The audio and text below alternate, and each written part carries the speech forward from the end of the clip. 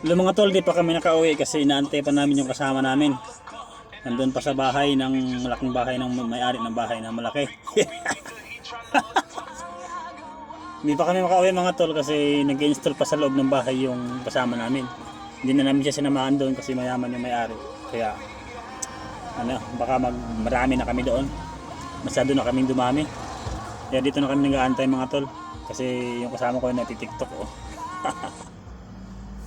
Wala magawa. Hindi niya kikita yung kasama ko yan oh. Ipakita ka sa'yo oh. Yan. Guwapo yan.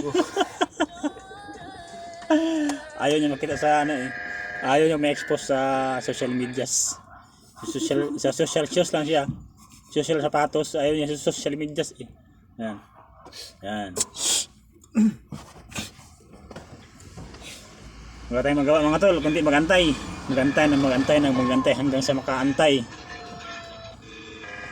Hindi kami nakakakuha ng video mga tol habang nag-install kami ng fiber.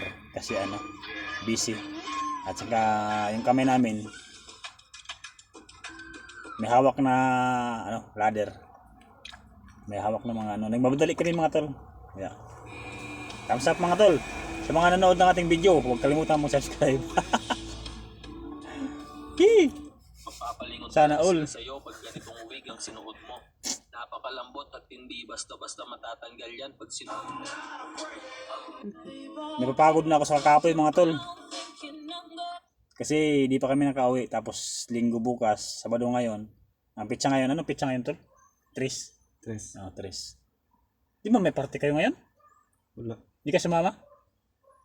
Di daw natuloy yung party nila mga tol. Di natuloy. Buti na lang no. May bayad yun eh.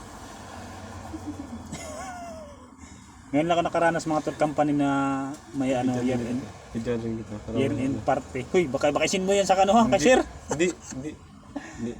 Mga tol kasi tingnan mo kasama ko. Idol niya ako eh.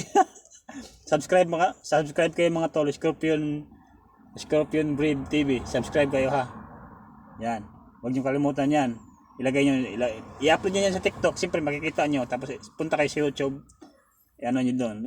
Search nyo doon. Makikita nyo sa sa TikTok. Search nyo sa YouTube. Oo. Sa TikTok. Tapos kita nyo sa TikTok. Tapos pupunta kayo ng YouTube. Search nyo doon. Scorpion Breed TV. Pakita nyo doon. 17,000 subscribers. 17,500 subscribers mga tol.